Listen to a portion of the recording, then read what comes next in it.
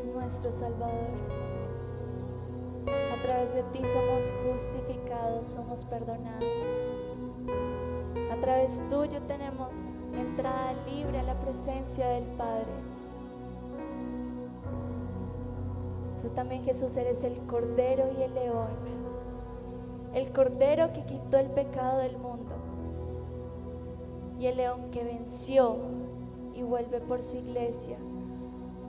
Por cada uno de nosotros Él vuelve. Él también es el principio y el fin, el alfa y el omega.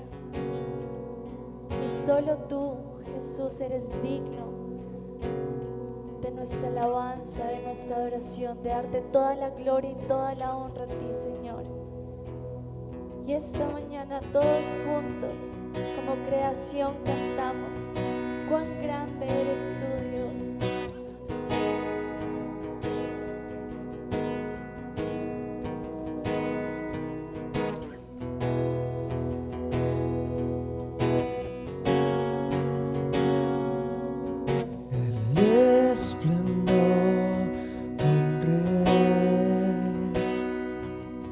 Vestido en majestad, la tierra alegre está, la tierra alegre está, cubierto está de luz, venció la oscuridad y tiembla su voz. Tiembla su voz. Cuán grande es Dios, yo cantaré. Cuán grande es Dios, y todos lo verán. Cuán grande es Dios.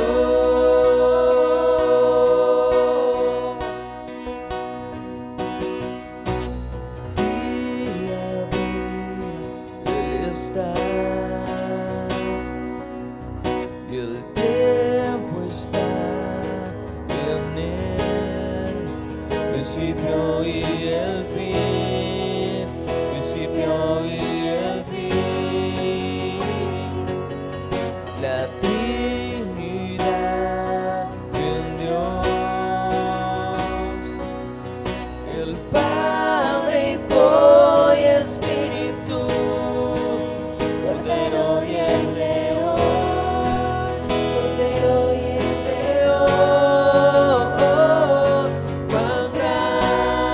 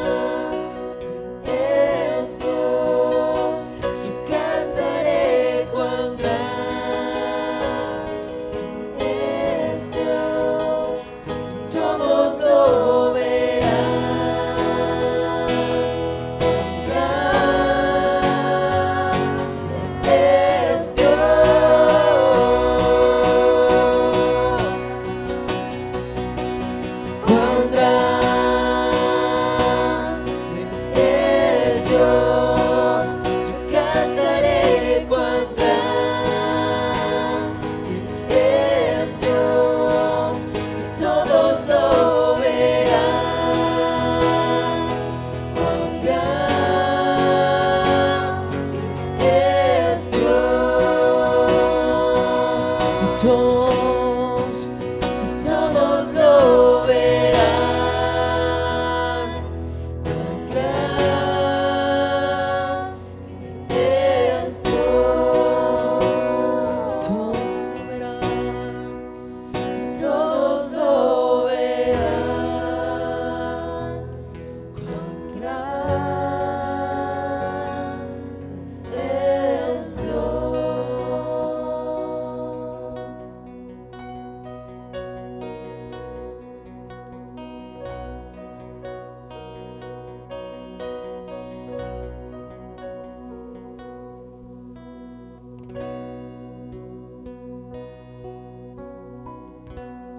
Mi corazón entona la canción.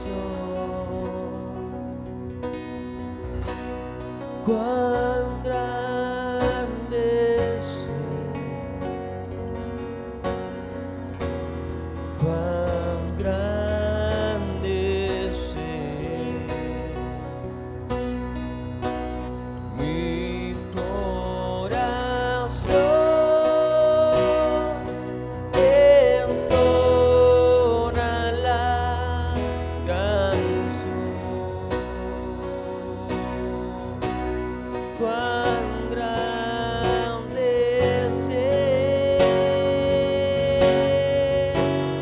cuán grande es Él.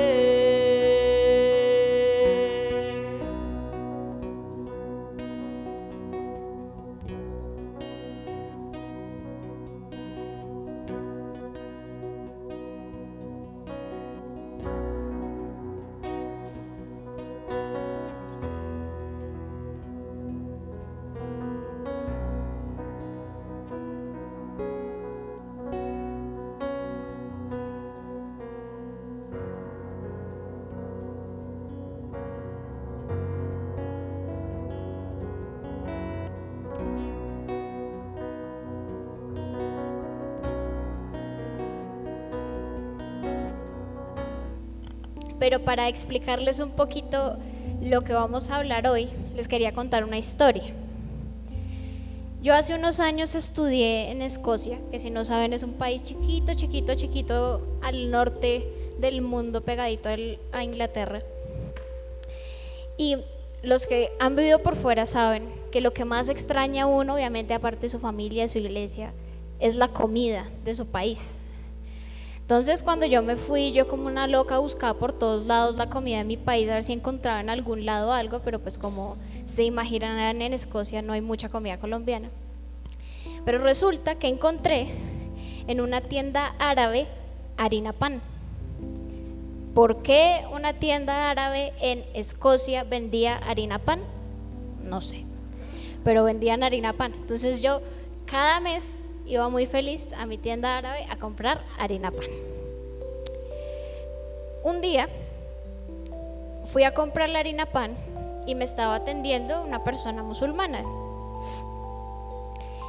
Y yo le dije, bueno, muchas gracias, Dios lo bendiga. Y él se quedó mirándome. Y yo pensaba que me pregunte algo, porque justo estaba yo estudiando el Islam. Entonces yo decía, me llega a decir algo de su Islam y le tengo el argumento.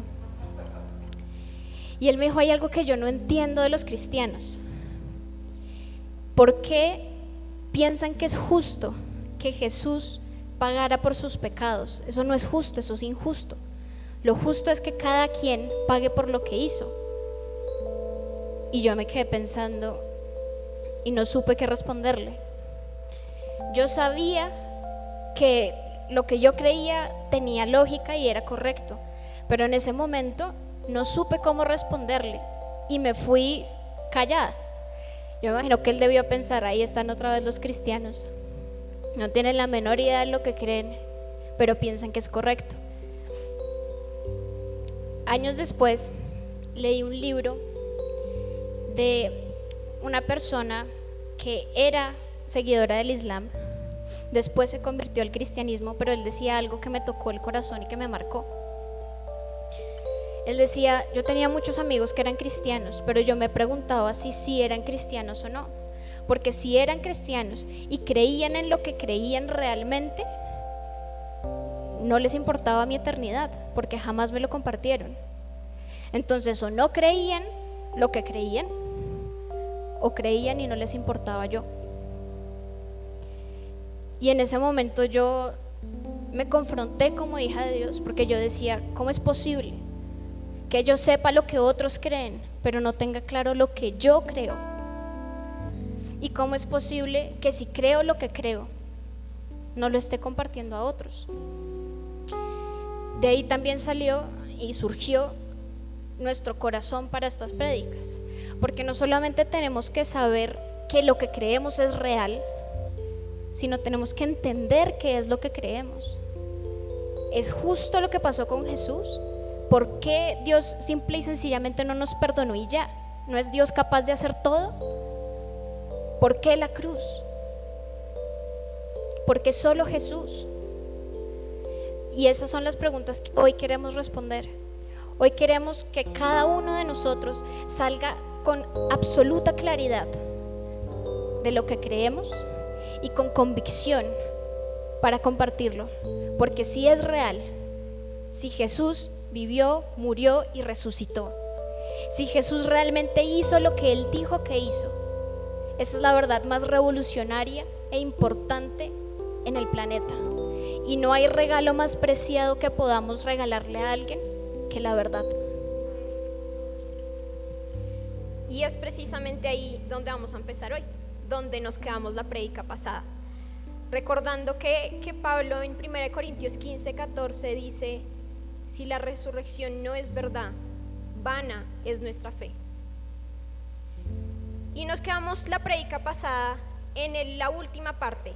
Vimos la existencia de la persona de Jesús como personaje histórico, y después vimos cada uno de los momentos que padeció en la cruz para comprobar que es verdad que Él murió en la cruz.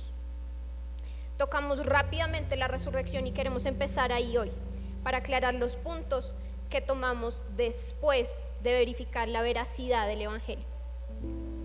Hablamos, y mi hermanita tocó estos temas rápidamente, que los primeros testigos que vieron a Jesús resucitado fueron mujeres, cosa que si quisiéramos inventar algo, si no fuese verdad, en la época hubiésemos preferido usar el testimonio de unos hombres para darle más peso a lo que estábamos diciendo.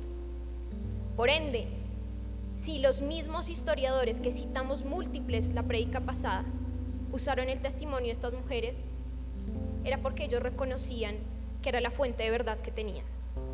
Segundo punto, hablamos psicológicamente, es imposible la alucinación de masas. Por ende, que más de 500 personas alucinaran exactamente lo mismo, e incluso en diferentes momentos, es imposible. Y más aún, que esta alucinación fuera una presencia o algo similar, porque es claro el Evangelio, que Él no solo los vio, sino que comió y compartió con ellos. Finalmente, vimos el cambio de los discípulos, particularmente tocamos dos. Tomás, que en un principio no creyó, pero posterior a que vio que era verdad, que tocó a Jesús. Hoy se le atribuye a Tomás ser el evangelista que llevó la verdad a India y a China. Y si esto no fuera poco, vemos a Santiago, hermano de Jesús, que muchas veces lo juzgamos, pero yo lo entiendo. Si mi hermanita viene y dice que es el Mesías, yo la amo, pero me le río en la cara. Santiago le pasaba exactamente lo mismo.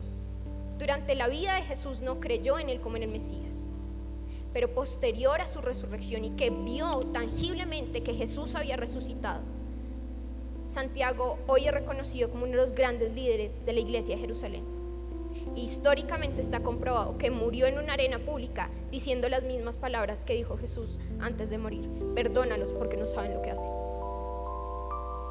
Teniendo esto en cuenta, precisamente lo que decía mi hermano, Ok, es verdad. ¿Por qué? ¿Por qué tanto? ¿Para qué? Es justo. Y para eso vamos a ver toda la línea histórica del Evangelio, empezando por Dios. Dice la palabra que el verbo era Dios, o en Génesis dice, y Dios creó el mundo, lo que tácitamente implica que Dios existía antes. Dios es el principio de todo. Y esto sería una prédica, y si usted no entiende por qué existe Dios, no ha tomado 1 a 1, lo invitamos a que lo tome, nivel 1, excelente curso. Teniendo en cuenta que Dios existe, vamos a ver 2 características principales de Dios. Al ser un ser infinito, pues tiene infinitas características, pero nos vamos a centrar en 2. Primera, Dios es santo. Y para eso nos vamos a ir a Salmo 22:3. Pero tú eres santo, tú que habitas entre las alabanzas de Israel. Santo viene de la palabra kadosh, que significa apartado. ¿Esto qué implica? Que Dios, al ser santo, está apartado naturalmente en su naturaleza de todo lo que no es santo. Es como el agua y el aceite, no pueden juntarse, su naturaleza se lo impide. Segunda característica, es autosuficiente. Y esto lo vemos en Hechos 17:24-5. Señor del cielo y de la tierra, no habita en templos hechos por manos humanas, ni es honrado por manos de hombres, como si necesitase de algo, pues Él es quien da a todos vida, aliento y todas las cosas. Una de las cosas más difíciles de entender, incluso de explicar dentro del cristianismo, es el misterio trinitario. Como así que Dios es 3, pero esos 3 son uno solo. Pero es precisamente esta complejidad la que hace a Dios autosuficiente. Los que me conocen saben que a mí me apasionan las otras religiones y entender por qué creemos esto, por qué los demás creen lo que creen. Y estudiando podemos concluir que las demás deidades dentro de sus relatos sagrados crean a la humanidad para llenar una necesidad de relación, para llenar o autosatisfacerse de alguna manera, de cualquier tipo. Podemos irnos a el panteón romano, el panteón griego, y los dioses crean a la humanidad para satisfacer deseos sexuales incluso. Pero esto no pasa con Dios, porque quiero ser clara, y es un corazón que el Señor ha puesto en nosotros. Dios no necesitaba crearnos.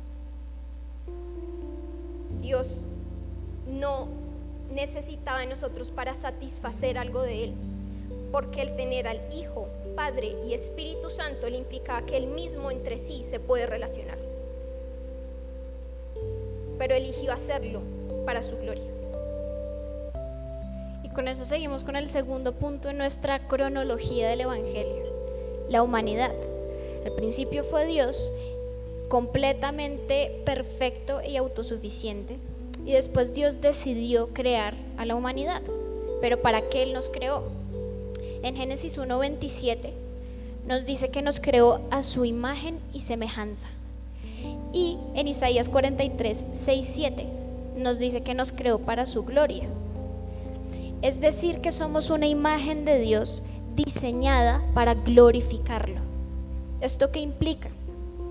Una imagen representa lo que sea una imagen, ¿sí? O sea, digamos, yo me tomo una foto, esa foto no soy yo. Y si yo les entrego mi foto, ustedes saben que yo no soy yo, pero es una dirección hacia mí. Y si es una buena foto que yo pongo en Facebook, en Instagram, bien chusca, pues es una buena representación mía, que direcciona hacia mí de una manera positiva. Eso es lo que nosotros somos de Dios. Él nos diseñó para ser imagen de Él, no somos mini dioses, diositos, no. Somos una imagen de Dios que está diseñada a direccionar de una manera positiva a nuestro Creador. Pero entonces podríamos caer en la pregunta: si fuimos diseñados para ser imagen buena de Él, para darle gloria, ustedes podrían preguntarnos: Male, Juli, ¿Y el pecado qué? Y vamos a hacer un mini recuento de la historia del pecado, partiendo desde Génesis, por supuesto. Entonces, hemos escuchado del pecado original. Entonces están Adán y Eva muy felices en el paraíso, y entonces Eva mira un árbol que el Señor previamente le había dicho no tomen de ese árbol, aunque pueden tomar de todo el paraíso. Pero dice la palabra que ella vio que era codiciable, viciada por el padre de la mentira, y toma el fruto y le comparte a su esposo. En resumen, ese es el pecado original. Y vale aclarar que el pecado no es que tomaran del fruto, el pecado es que desobedecieron la supremacía de Dios. Y con esto recordemos santo, que significa apartado. Perdieron la identidad de justicia que tenían con Dios y ahora naturalmente están apartados de Él porque pecaron. Ese es el pecado original. Y como Dios es un Dios generacional, ese pecado se ha transmitido, como lo dice el Romano, su palabra. Pero ustedes me dirían, no me parece, Juli. Entiendo que es generacional, pero yo no he pecado de tal manera, yo no tomé de ese fruto. Dice Gálatas cómo hemos pecado hasta hoy. Y vamos a mirar cada uno de estos puntos, porque estoy segura que levantando primeramente yo mi mano, he tocado alguno de estos. Adulterio, fornicación, inmundicia, lascivia, idolatría, hechicería, enemistades, pleitos, celos, iras, contiendas, disensiones, herejías, envidias, homicidios, borracheras, orgías y cosas semejantes a estas. Todos hemos pecado. Dijo Jesús mismo, el que esté libre de pecado tire la primera piedra. Y podríamos partir, ok, Juli, sí, te acepto que medio he tocado algunas, pero yo no soy un violador, yo no he robado, yo no he matado. No me parece que por algo terrenal, algo realmente finito, tenga que pagar consecuencias eternas. Error. Pecado viene la palabra amartia, que significa desviarse del objetivo. Mi hermana y yo no somos ni deportistas de alto rendimiento, ni mucho menos, y mucho menos en arquería, ya que las dos estamos operadas de los ojos, entonces es un poco difícil. Pero todos conocemos esto o lo hemos visto en una finca por lo menos. Y les voy a hacer dos preguntas. Si yo le doy en el círculo blanco, ¿gané o perdí? Perdí. Si le doy en el rojo incluso, ¿gané o perdí? Perdí. El objetivo es darle en el punto central, en el amarillo. Nuevamente, pecado significa desviarse del objetivo. No importa cuán mínimo a tus ojos sea, te desviaste del objetivo. Y es por eso que no es lo que nosotros decimos está bien o está mal, no es a nuestro nivel, es al nivel de Dios. Y esto lo vemos aquí tengo dos abogadas que amo y respeto absolutamente, mi mamá y la pastora. Y ellas me pueden corroborar que ley hay una. La ley no está sujeta a mi interpretación personal. Puede que yo piense que está bien matar a esta persona que me hizo daño, pero la ley es clara que matar está mal, e incluso puedo tener agravantes. Así es con Dios. La ley es una y no está abierta a interpretaciones de lo que yo considero está bien o está mal. Te desviaste del objetivo. ¿Y qué pasa con esto, Juli? Entiendo que ya me desvié, ya la embarré. ¿Cuáles son las consecuencias de mis actos? Y por más duro que sea, Romanos 6:23 es claro que la paga del pecado es la muerte eterna. Esta es la parte del evangelio y empezamos a la parte del evangelio que no es tan conocida, que no se habla mucho. porque es dura y confronta. Pero hablábamos con mi hermana, no me parece justo. Algo que pequeño sí, pero lo hice en la tierra, ¿por qué tiene consecuencias eternas? ¿No será demasiado? ¿No es proporcionalmente hablando en términos legales, la proporcionalidad de la pena tal vez no está? Y vamos a aclarar eso rápidamente con 2 ejemplos. Yo me robé un carro. Me robé el carro de Vale, por ejemplo. ¿Estoy afectando a Vale? Por supuesto. ¿Pero por qué me castigan? ¿Porque afecté a Vale o porque quebranté la ley? Si bien mis actos afectan a una persona o incluso me pueden afectar a mí, la ley es la que me juzga, no la persona. Porque me castigan es porque fui más allá de lo que la ley me permite. Otro ejemplo, imaginemos el mismo carro. Vale ese día no me quiso saludar, entonces yo cogí una llave y rayé su carro. Gravísimo. La ley me juzgaría. Pero si yo cojo esa misma llave y me voy a un parque y rayo una roca, pues qué embarra, pero a nadie le importa. Pero ahora sí ese carro no es de Vale, sino es del presidente. Es la misma acción. Lo que agrava mi pena es la persona a la que estoy afectando. Y de la misma forma tiene que ser proporcional mi pena. Lo que pasa con el pecado es que ese carro es de Dios. Y ese Dios es eterno. Y lo proporcional a esa pena es que mi castigo sea eterno. Esa es la historia y la lógica del pecado. Con eso en mente, entonces avanzamos con un tema un poquito controversial en la comunidad cristiana y no cristiana, y es la justicia, la ira de Dios. Nosotros no podemos concebir que Dios, siendo un Dios de amor, de bondad, de misericordia, sea un Dios de ira y de justicia. ¿Cómo podemos unir esas dos cosas? De hecho, si ustedes se meten a un debate ateo-cristiano, ese es el primer punto que sacan. ¿Cómo un Dios que castiga va a ser un Dios bueno y un Dios digno de gloria? Y en nuestra mente humana no es tan sencillo poner lado a lado el Dios de gracia, el Dios de bondad, el Dios de misericordia, con ese Dios que castiga, que tiene ira.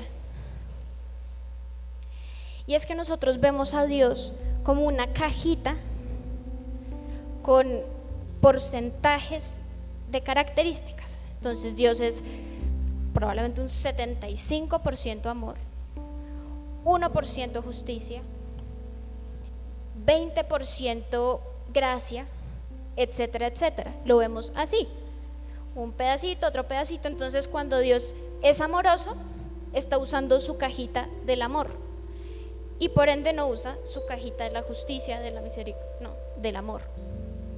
Cuando Dios está siendo justo, entonces se le olvidó el pedacito de la gracia, se le olvidó el pedacito del amor. Pero la realidad es que Dios no es un poquito, Dios es 100% todo. Dios es 100% amor, 100% gracia, 100% justicia, 100% ira, 100% misericordia, 100% todo. Por eso Dios es un Dios perfecto, porque no es como nosotros, que cuando estamos amando no estamos siendo justos, pero cuando estamos siendo justos se nos olvida la misericordia. No, Dios es todo al mismo tiempo. Es imposible para Dios dejar de ser lo que es. Entonces, el amor de Dios no es injusto, y la justicia de Dios no carece de amor. El amor de Dios requiere justicia, porque la justicia de Dios surge de su amor. Entonces, ¿qué es la ira de Dios? La ira de Dios es como cuando uno se pone de mal genio. No, Dios no se despeluca y se estresa y empieza a temblar cuando le da mal genio. La ira de Dios no es como la de nosotros, infundamentada, irracional. La ira de Dios es justa y surge de su amor por la justicia. Es una consecuencia del amor de Dios y una respuesta hacia la maldad. Y esto lo vemos, y particularmente a mí me fascina este pasaje de la Biblia porque me hizo entender mucho esto de la ira de Dios, y está en Esther. Les recuento un poquito la historia de Esther. Esther es un libro corto de la Biblia en el que se habla de una judía, Esther, que termina siendo esposa del rey gracias a su tío que se llamaba Mardoqueo, los dos judíos. En esas había una persona, Mardoqueo, les aclaro, era parte de la corte del rey y era muy apreciado por el rey. Y había una persona que se llamaba Amán. Amán, envidioso, el hombre un poco mediocre y no lograba realmente llamar la atención del rey con sus propias acciones, entonces detestaba a Mardoqueo. El hombre no se aguantaba a Mardoqueo. En esas decide convencer al rey que Mardoqueo es una porquería, que los judíos son una porquería y que toca matarlos a todos. Y pues el rey, inocentemente, porque pues él confió en la persona que le estaba diciendo, decide: mañana mueren todos los judíos. Entonces Mardoqueo le dice a Esther: hombre, nos van a matar a todos, toca que te pongas la 10 y hables con el rey. Esther le aclara al rey, y ahí viene Esther 7 al 10. Dice: luego el rey se levantó del banquete encendido en ira, y se fue al huerto del palacio y se quedó Amán para suplicarle a la reina Esther por su vida. Encima que la quería matar descarado, y le pide que le salve la vida, porque vio que estaba resuelto para él el mal de parte del rey. O sea, él sabía: el rey me va a matar por lo que hice. Después el rey volvió del huerto del palacio y aposento del banquete de Amán había caído sobre el lecho en donde estaba Esther. Entonces dijo el rey: hombre, ¿querrás también violar a la reina en mi propia casa? Encima que me dijo mentiras, encima que va a ser una masacre injusta, ahora va a violar a mi reina. Al proferir el rey esta palabra, le cubrieron el rostro a Amán, y dijo Arbón a uno de los eunucos que servían: he aquí en casa de Amán la horca de 50 codos de altura que hizo Amán para matar a Mardoqueo, el cual había hablado bien por el rey. Entonces el rey dijo: colgadlo en ella. ¿Quién después de leer esto dice: ay, pobrecito Amán? No, todo es bien hecho, descarado, hombre. Y cuando el rey tuvo ira, ¿quién dijo: ese rey se enloqueció? No, pues obvio, yo también estuviese de mal genio con esta señora Amán. Y nosotros tendemos a pensar que somos Esther, la heroína, o el rey, el que pone juicio. Pero somos Amán. Nosotros somos los que en su propia casa le fallamos, los que en su propia casa le dimos la espalda. Él es nuestro Padre y nosotros le hemos fallado. Y su ira es como la ira del rey, una ira justa, una ira que merecemos. Porque Dios es justo, Dios no puede ignorar el pecado, no puede. Porque si no, dejaría de ser justo. ¿Qué clase de juez es aquel que dice: ay, bueno, perdonado al asesino y se va para su casa? No, no es justo. El pecado tiene consecuencias y nuestro pecado merece la ira de Dios, porque le hemos quitado a Dios, o nos hemos robado a nosotros mismos nuestra posición de justicia ante Dios. Y la maldad tiene consecuencias, nuestra maldad tiene consecuencias. Y como ya dijo mi hermana, las consecuencias son la muerte, y la muerte eterna. Pero ahí no termina esta cronología, y por eso esto es una prédica alegre. Y siguiendo con un poco de historia, ya para el cuarto punto, Dios le da a su pueblo escogido, Israel, un punto dentro de la ley, que para tapar sus pecados le ofrecieran sacrificios. Hay diferentes tipos de ofrendas y sacrificios. Existe el de expiación, el de perdón, y había una persona específicamente encargada para realizarlos, que era el sumo sacerdote, persona elegida por Dios. Y dentro de su palabra, Él es súper claro en el paso a paso de cada uno de estos sacrificios. En estos sacrificios se daban vida para la muerte y el derramamiento de su sangre a un animalito. Normalmente era un corderito. No era un animal sobrenatural, simplemente era un animal puro por su edad, porque no había tenido ningún cambio de afectaciones o que el humano haya tocado parte de su vida. Este sacrificio emanaba un olor horrible. Había sacrificios de olor fragante.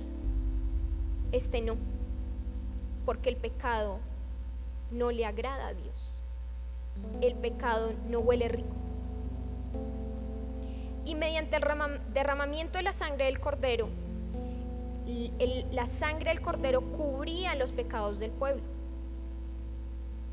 No los eliminaba, no desaparecían mágicamente, sino el cordero actuaba como reemplazando la paga del pecado del pueblo.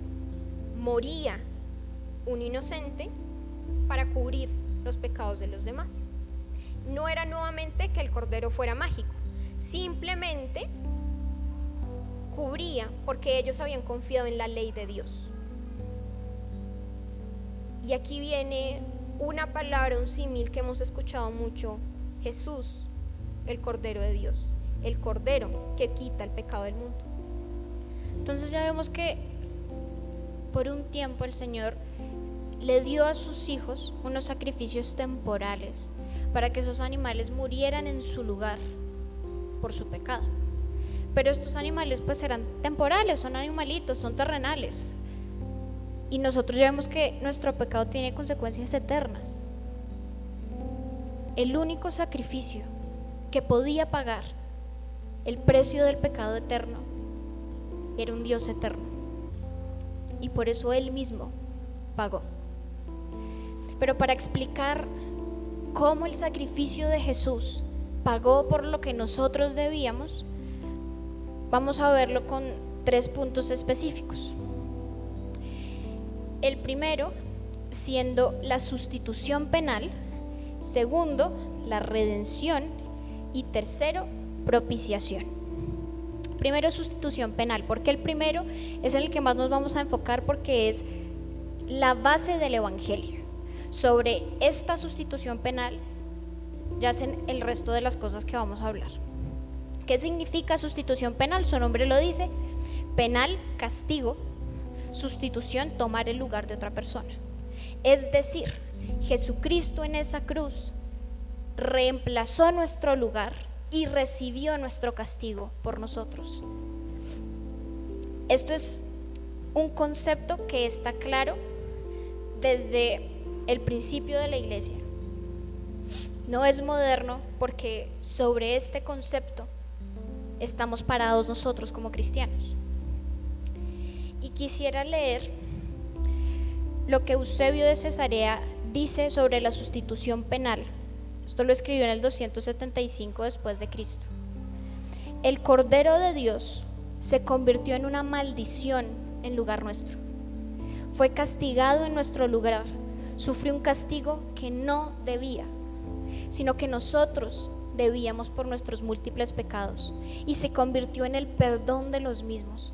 Recibió la muerte por nosotros, llevó el azote, los insultos y el deshonor que nosotros merecíamos.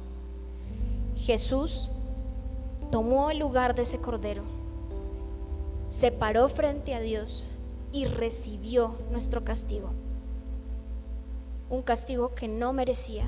La Biblia dice que Él es el único que no conoció pecado. O sea, si alguien no merecía ese castigo, era Jesús, y pagó por el castigo de todos los aquí presentes, de nuestras generaciones anteriores y de las que vendrán. Con eso seguimos a nuestro segundo punto, la redención. ¿Qué significa redención? Significa comprar de nuevo, pagar por la libertad. Nosotros éramos esclavos de nuestro propio pecado y Jesús pagó la deuda que teníamos con Dios para que hoy seamos libres. para que hoy ese pecado no nos defina, sino nos defina su santidad y su salvación. Él se puso entre el pecado y nosotros y nos entregó una victoria que no nos ganamos, pero que hoy tenemos por amor. Y tercero, propiciación. Acción que pague la ofensa del pecado de Dios para que su santidad y justicia sean satisfechas y pueda perdonar el pecado. Ya dijimos que la justicia de Dios requería un castigo, requería una paga, y que el castigo era su ira sobre ese pecado y por ende la muerte. Jesús pagó esa deuda por nosotros, y por eso la cruz significa más de lo que pensamos que significa. Por eso Jesús en el Getsemaní, como vimos la vez pasada, estaba en un estrés y una ansiedad tan amplios, porque él tenía muy claro que no era solo físico lo que iba a pasar. Jesús sobre esa cruz no solamente recibió el dolor que nosotros le impusimos, no solamente recibió los azotes, no solamente recibió los cansancios, recibió la ira de Dios completa, la ira que nosotros merecíamos. Pagó por los pecados que nosotros cometimos en esa cruz.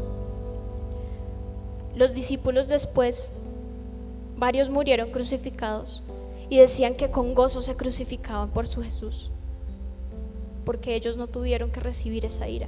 Jesús no estaba feliz. Jesús estaba ansioso porque sabía lo que iba a cargar, sabía lo que se le venía encima, sabía el peso de esa cruz, y aún así, cuando no lo merecía, aún así se paró y subió en esa cruz por nosotros.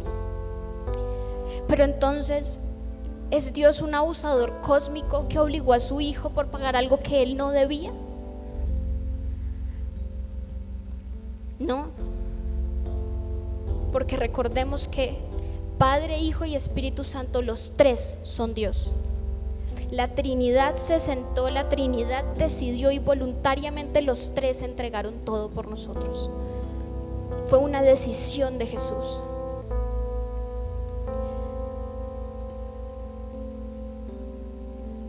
Él hizo lo que ninguno de nosotros podía hacer, porque ninguno tenía para pagar lo que debía, ninguno. Y por eso también este hecho es tan importante para nosotros como cristianos, porque solo Él podía. Como debió pasar, es que nosotros pecamos contra Jesús, contra Dios, contra el Espíritu Santo. Y el Espíritu Santo, Jesús y Dios mandan toda su justicia sobre nosotros. Pero lo que pasó fue, nosotros pecamos contra Dios, Jesús, el Espíritu Santo, y ellos consumieron y asumieron su propia justicia en contra nuestra. La salvación es que fuimos salvos de Dios, por Dios y para Dios.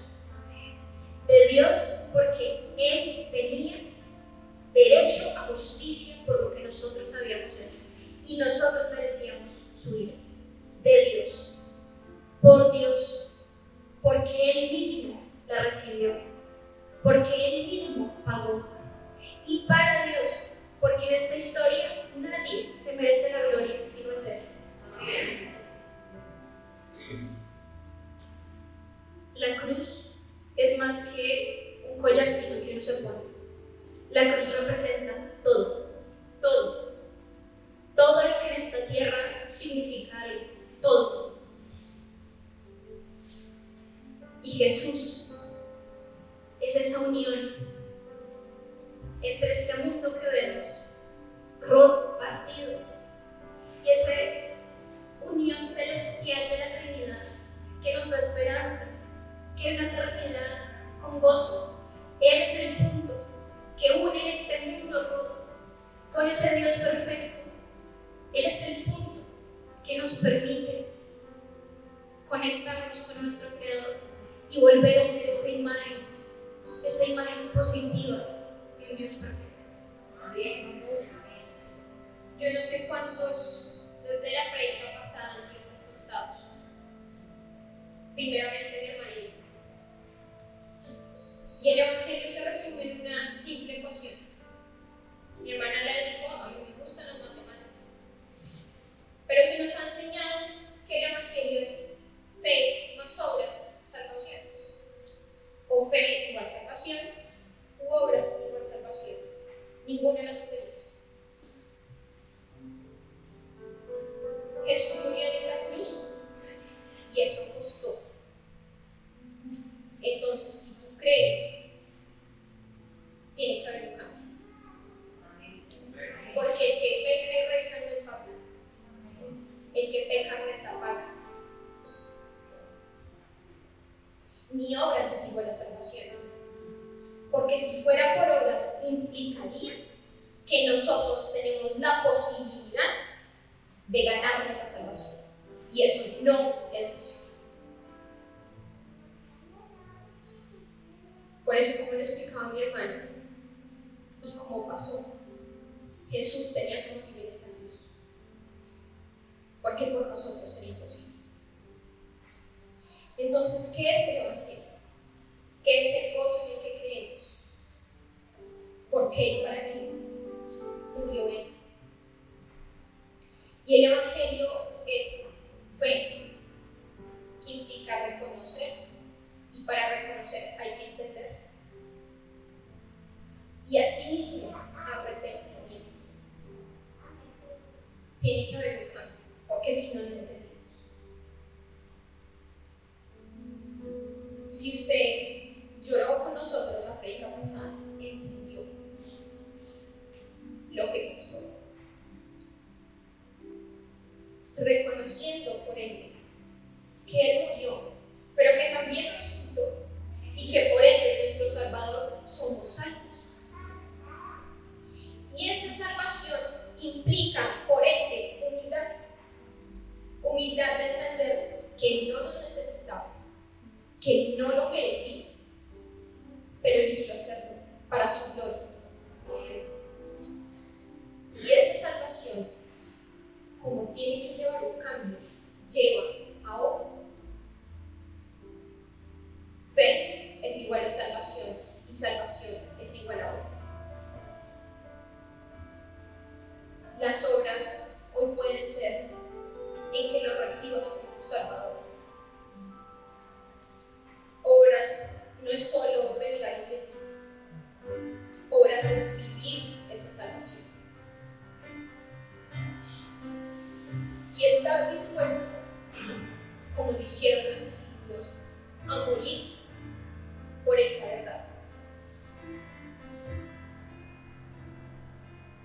¿Qué hacemos ahora? ¿Cómo vivimos hoy? ¿Qué implicó eso? ¿Por qué y para qué? Quisiera que nos pusiéramos de pie.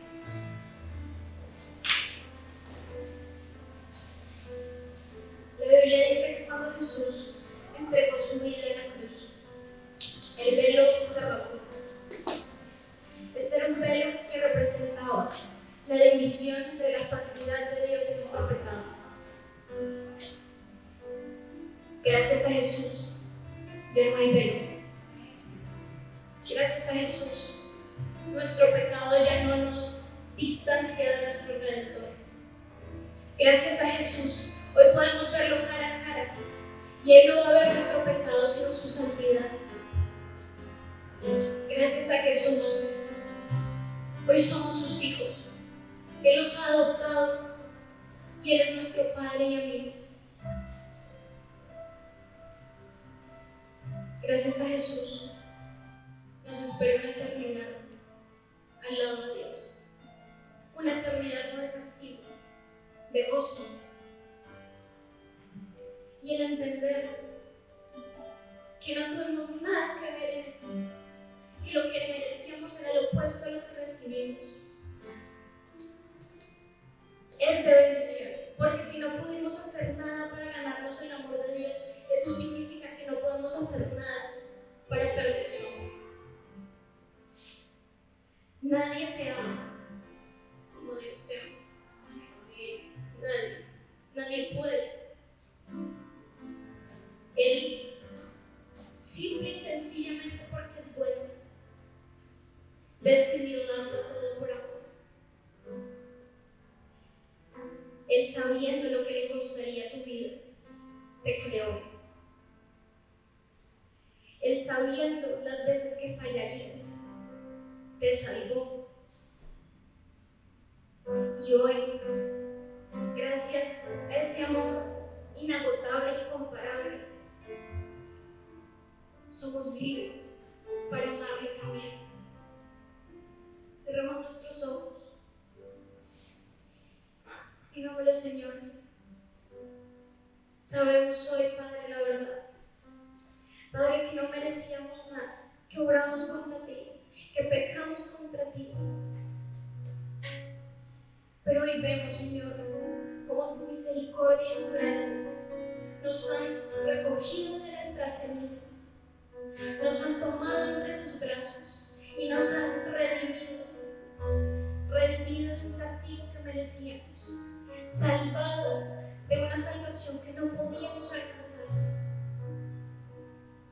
Tu sacrificio, tu sangre, tu dolor pagaron el precio de nuestro pecado. Si hoy, entendiendo lo que has entendido, no crees que le has entregado realmente tu vida a Jesús, no crees que realmente te has arrepentido de tus pecados y no estás seguro que si has recibido esa salvación que pagó por ti, te invito a que hoy sea el día. Porque ahora entiendes lo que hizo, entiendes la profundidad de su sacrificio, entiendes la magnitud de su amor. Y si es así, desde tu corazón dile: Padre, sé que he pecado, pero hoy anhelo recibir la salvación que tú me has entregado. Hoy tú eres mi Rey y mi Señor, mi Salvador, el único, el nombre de Jesús, el único sobre todo nombre, el Rey sobre todos reyes. Él es mi Rey. Y por ende hoy, gracias a Jesús, yo soy su hijo, un hijo redimido, un hijo salvo, un hijo limpio. Mi pecado ya no me define, mis fallas ya no me definen. Yo no soy suficiente, pero tú eres suficiente. Jesús es suficiente, y Él, siendo suficiente, me ha hecho limpio, me ha hecho hijo, me ha hecho heredero del cielo. Padre, también te pedimos, Señor, hoy, por todos aquellos que estamos aquí, que te habíamos recibido, que te conocíamos, pero que, Señor, dejamos que esta verdad se quedara en un cajón de nuestras habitaciones. Padre, llénanos, Señor, de la fe, de la fuerza y de la convicción para compartir la única verdad que vale la pena, la única verdad que salva almas, la única verdad que puede cambiar el corazón. No permitas que salgamos de este lugar, Señor, pensando como pensábamos antes, actuando como actuábamos antes, pensando que dándole limosnas a las personas vamos a provocar una salvación como la que tú creaste para nosotros. Señor, que esta iglesia sea un ejército por la salvación del mundo. Señor, que el mensaje de Jesús, que su sacrificio no sea en vano, que a través de nosotros, Padre, muchos conozcan de ti. Y gloria sea al Dios del cielo. Gloria sea a Jesús que vive en la tierra y el Espíritu Santo que está con nosotros. Gloria sea al único que podía salvarnos y que nos salvó. Gloria sea al Dios de justicia, de amor, de verdad, de misericordia y de gracia. Gloria sea a Jesús.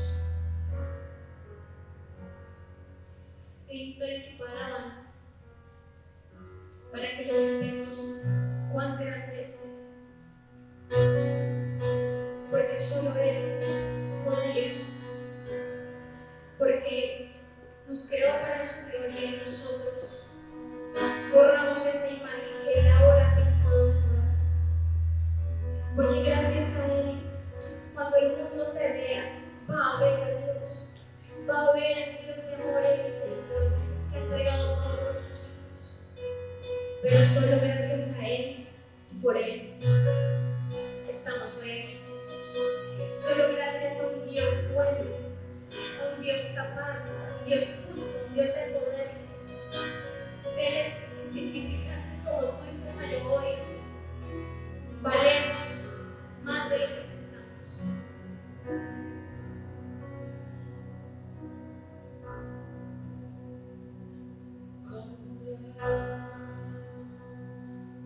Es Dios, cantaré con gran. Es Dios, todos lo verán.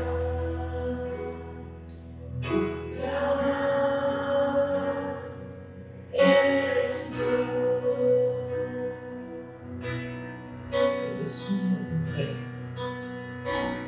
Es mi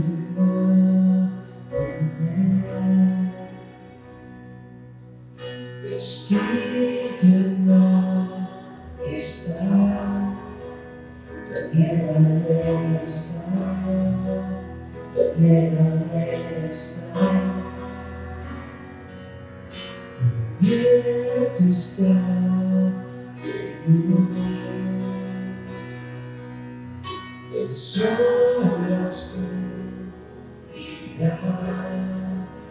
Y tendrás tu voz, y tendrás tu voz, tendrás,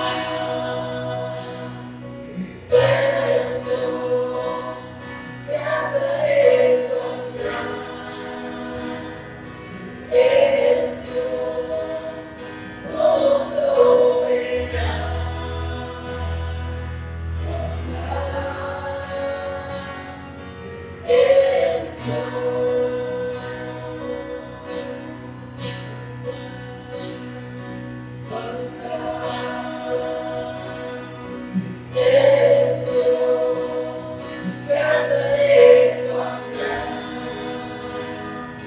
es Dios, todos lo verán.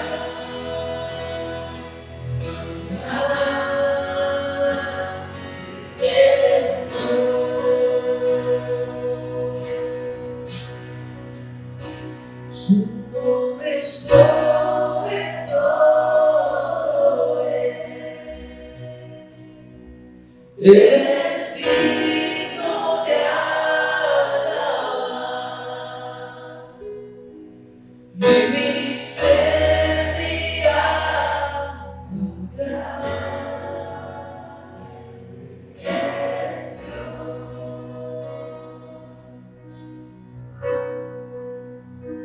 Su nombre sobre todo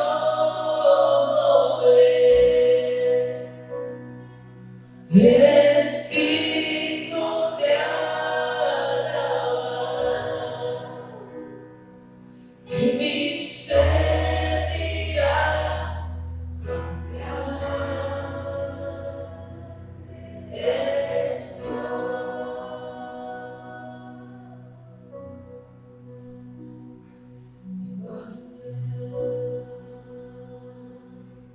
es Dios, cantaré con gran. Es Dios, todos lo verán. Con gran es Dios.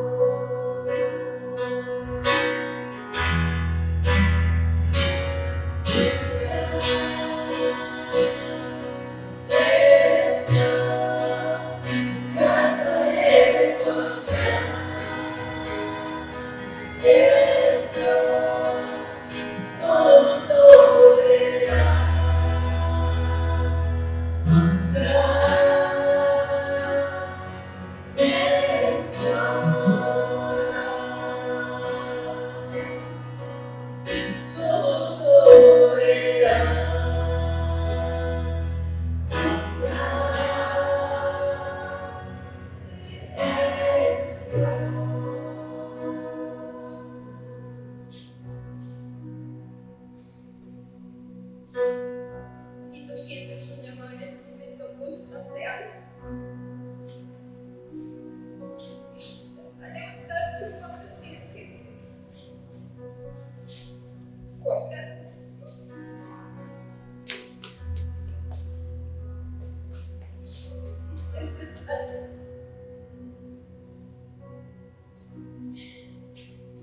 puedes controlar.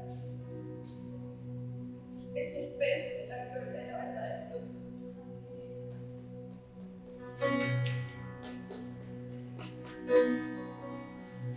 Levanta tus manos, un signo de libertad de hoy, porque Él ya pagó, porque lo costó, pero lo hizo por ti y para mí,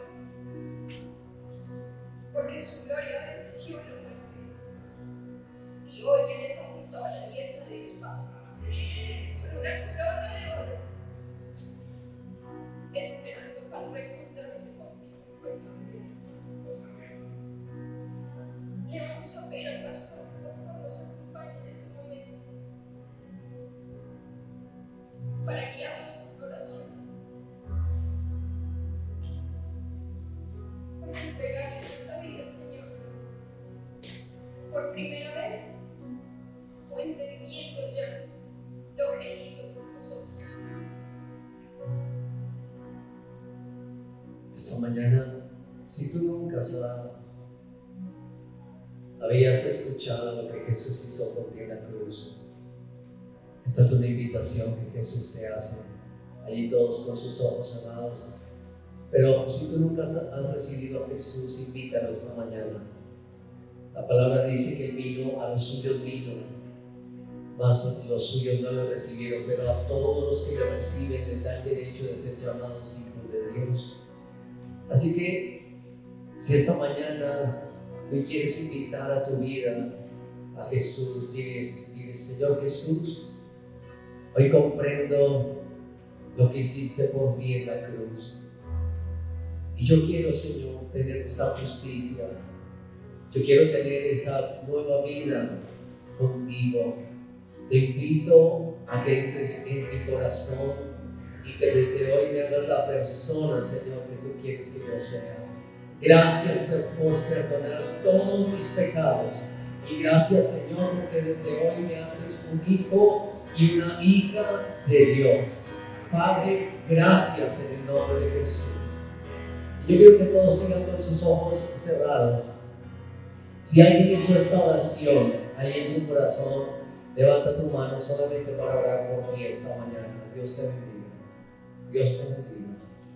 Padre, tú conoces el corazón de tus hijos. Oramos que esta sea una nueva vida que venga para ellos en tu presencia y que el gozo de tu salvación, Señor, desde hoy ellos lo sientan ese amor inagotable tuyo, sientan esa presencia tuya, Padre. Y te damos gracias, Señor. Y nosotros como iglesia, porque hoy entendemos verdad, Señor, la verdad que tú eres para nosotros y la misión que tenemos que hacer en el mundo de llevar tu palabra, Jesús.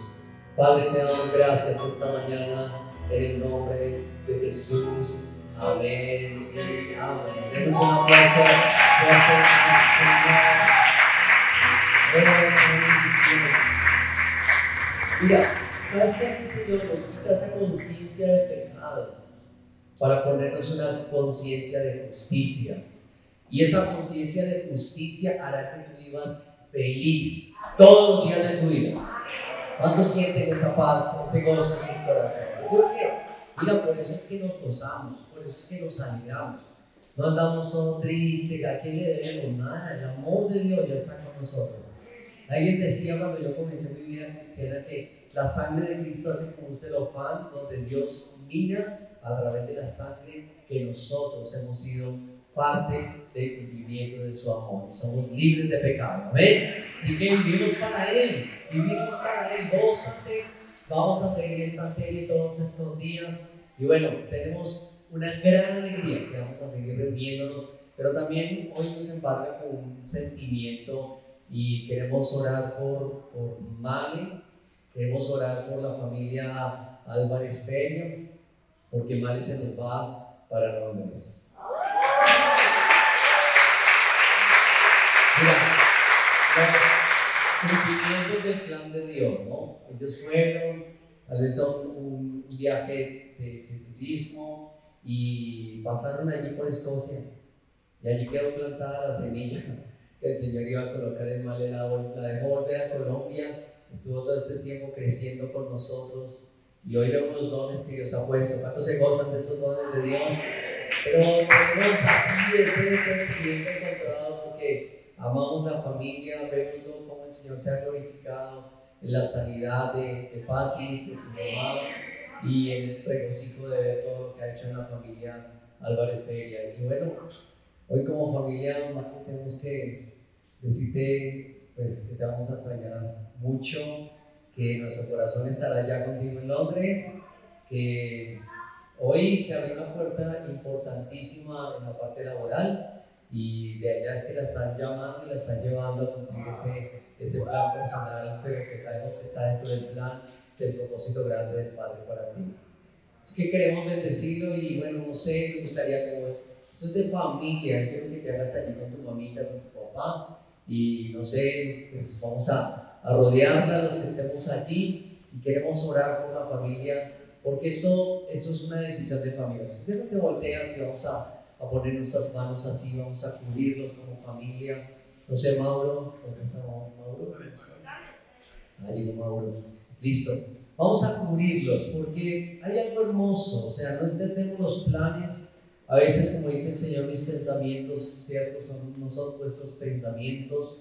Pero llegó el momento y llegó la decisión y Dios abrió puertas y para nosotros como familia tenemos que, este es un momento difícil de saber que una hija, ¿cierto? Parte de nuestro liderazgo, que hemos visto su crecimiento hoy y como el Señor también le ha dado el don de la palabra, igual que a Julis y bueno, a todos los jóvenes, vemos que hoy es un despertar de salir de su casa, un hasta luego, no sabemos hasta cuándo, pero en los planes queremos colocar la vida de la familia, queremos que el Señor siga uniéndonos espiritualmente y que el Señor siga abriendo la brecha, abriendo el camino de la palabra allí en Londres, ¿cierto? En Inglaterra, a través de su hija. Y nosotros bendecimos a sus padres, a Mauro, a Patti, a Julis y a toda la familia. Y vamos a darle gracias al Señor aceptando este paso que no es fácil, pero que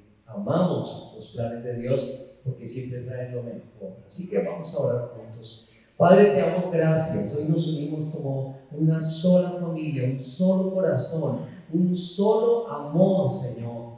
Recibimos de ti, Señor, que en tu bondad, en tu gracia, estás extendiendo, Señor, la vida de tu hija, Señor, para Londres. Sabemos que allí, Señor, es un paso también de crecimiento en su vida profesional, pero también lo vemos en su vida ministerial. Ella tiene un llamado tuyo, Padre.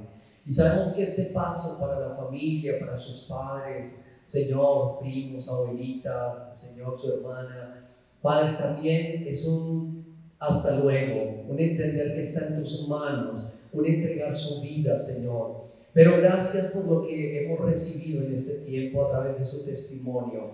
Gracias por lo que queda para nosotros y para su familia por seguir haciendo para ti, Señor. Hoy, gracias, Señor, recibimos de ti este tiempo, Padre, que tu voluntad perfecta, buena y agradable, Señor, sea sobre la familia, sea sobre el propósito, Señor, que tú traes hoy, Señor, para extender tu palabra. Y pedimos que tú cubras a Male, Señor, en su viaje, que tú le proveas siempre, Señor, lo mejor, lo que ella necesite, que la rodees, Padre Santo, de allí cada persona y que tú abras puertas, Señor, también para que ella siga creciendo, Señor, en tu palabra, siga extendiendo tu reino, Señor. Queremos que esta es una visión del reino y nosotros te damos gracias, Señor, por la fortaleza que darás, Padre, a sus padres, a su hermana, a la familia, y porque estos lazos se fortalecen porque tu amor es más fuerte que todo, Señor, y nada nos podrá separar de tu amor. Te damos gracias como iglesia, como familia de Dios, en el nombre de Jesús. Amén.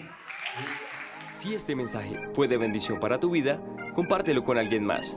Y si aún no estás suscrito, suscríbete para recibir contenido como este semanalmente. Dios te bendiga.